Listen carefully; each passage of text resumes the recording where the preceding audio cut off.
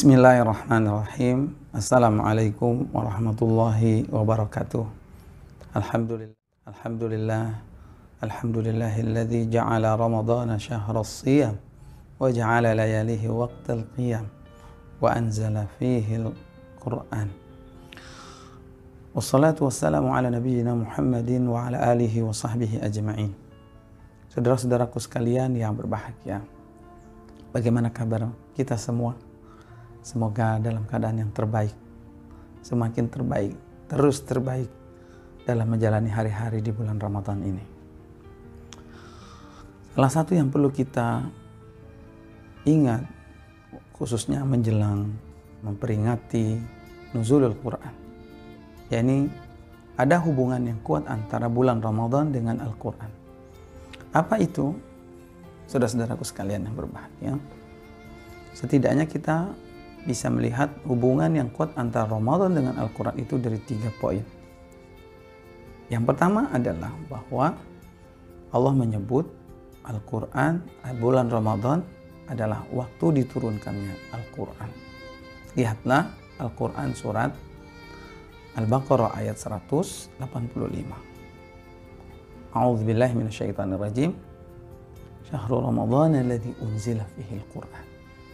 Bulan Ramadan adalah bulan padanya diturunkan Al-Quran. Apa maksudnya? Allah mengatakan bahwa Al-Quran innahu laqur'anun karim.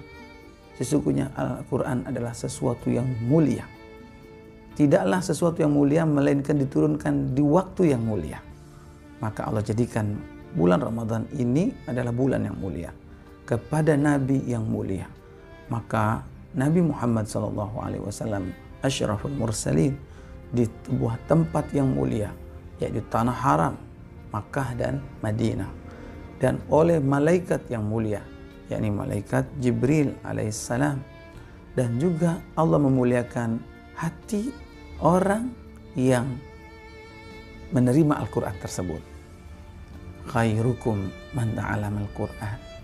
Sebaik-baik kalian adalah yang belajar Al-Quran wa'allamahu dan mengajarkannya. Maka siarkanlah bulan Ramadan ini dengan Al-Quran. Lalu apa yang dimaksud turunnya Al-Quran pada bulan Ramadan? Apakah maknanya Al-Quran hanya turun pada bulan Ramadan saja?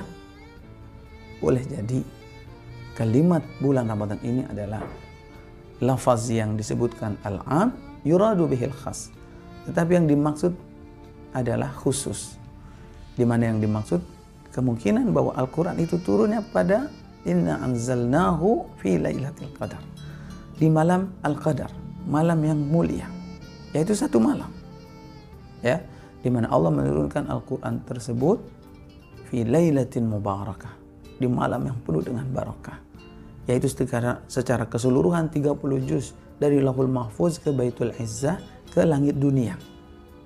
Maka disebutkan bulan Ramadan secara umum, padahal yang dimaksud itu adalah malam Al-Qadar. Atau kemungkinan yang kedua adalah yang dimaksud turunnya Al-Quran, yakni adalah bidayatun nuzul, awal mula turunnya. Sebagaimana kita ketahui bahwa Al-Quran ini pertama kali turun adalah pada bulan Ramadan kepada Nabi SAW di Gua Hira. 5 ayat surat Al-Alaq. Maka yang dimaksud adalah awal mula turunnya, tetapi Allah menyebutnya dalam ayat tersebut dengan sebutan bulan Ramadan. Saudara-saudaraku sekalian yang berbahagia, ini hubungan yang pertama, bahwasanya Ramadan adalah bulan diturunkannya Al-Quran, menjadi tempat, menjadi waktu diturunkannya Al-Quran yang mulia ini. Yang kedua hubungannya adalah bahwa Ramadan itu adalah bulan faman syahida minkum asyhara falyasum. Siapa yang menyaksikan bulan Ramadan, maka berpuasalah. Allah memerintahkan puasa di bulan Ramadan. Maka ingat Ramadan, ingat puasa. Ingat puasa, ingat Al-Quran. Maka Rasulullah SAW di dalam hadis menggandengkan antara puasa dengan Al-Quran, di mana Nabi mengatakan bahwasanya puasa dan Al-Quran nanti pada hari kiamat akan memberikan syafaat kepada siapa saja yang membacanya. Maka puasa akan berkata kepada Allah Subhanahu wa taala, "Mana'tuhu 'anil akli wasyurbi." Dahulu waktu di dunia, akulah yang menyebabkan dia itu tidak makan, tidak minum di siang hari. Wasyafi'ni fi, maka izinkan aku untuk menjadi syafaat, memberi syafaat kepada orang tersebut. Masya Allah.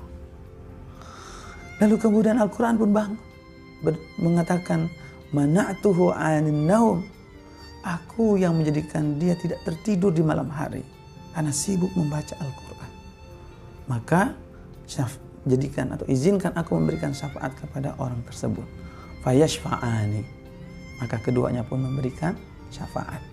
Saudara-saudaraku sekalian yang berbahagia, maka isi bulan Ramadan ini dengan dua ibadah yang mulia, yaitu puasa dan membaca Al-Quran. Yang ketiga, bahwasanya Allah Subhanahu wa taala telah menjadikan Ramadan ini untuk mempersiapkan kita. Dari segi waktu Allah sudah kondisikan. Iza jaa Ramadan, apabila Ramadan datang, sufiratis syayatin, setan diikat, ya, lalu kemudian futihat abwabul jannah wa ghulqat abwabun nar. Pintu surga dibuka, pintu neraka ditutup. Setan-setan dibelenggu. Allah siapkan tempatnya yang luar biasa. Lalu Allah kondisikan diri kita dengan as-siyam, dengan berpuasa, ya, menjadi keadaan sebaik-baik keadaan kita saat-saat kita dekat dengan Allah Subhanahu wa taala. Tempatnya, diri kitanya sudah dipersiapkan oleh Allah. Waktunya sudah dipersiapkan oleh Allah. Tinggal apa yang akan mengisi hati kita, mengisi otak kita, kontennya apa. Maka sebaik-baik isi adalah Al-Quran. Inna hadzal Qur'ana yahdi lillati hiya aqwam. Harusnya di bulan Ramadan ini kita mendapatkan sesuatu yang luar biasa dari Al-Quran, yakni yahdi, yang akan memberikan kita petunjuk untuk sesuatu yang aqwam, yang lebih lurus, lebih kuat, lebih yakin. Maka saudara-saudaraku sekalian yang berbahagia, ibarat orang yang berpuasa tapi tidak membaca Al-Quran, tidak diisinya dengan kesibukan memahami Al-Quran, seperti rumah yang sudah diperbagus tetapi tidak diisi oleh penghuninya. Apalagi jika seandainya diisi dengan sesuatu yang tidak baik. Diri kita bulan ini sudah dikondisikan baik. Mari disempurnakan dengan Al-Quran. Bagaimana caranya? Saudara-saudaraku sekalian yang berbahagia, maka perlu kita membuat perencanaan, strategi supaya Al-Quran ini manfaat keberkahannya, rahmatnya kita dapatkan jauh lebih banyak. Yaitu sebagian orang ada yang berlomba-lomba untuk mencapai target hafalan, target bacaan Al-Quran. Maka boleh disempurnakan, ditambah. Yaitu setelah kita mentargetkan khatam Al-Quran, tilawatan secara membaca, boleh kita harus naikkan. Yakni fahman, secara pemahaman. Bacalah bitartil wabil fahm, dengan tartil dan dengan pemahaman.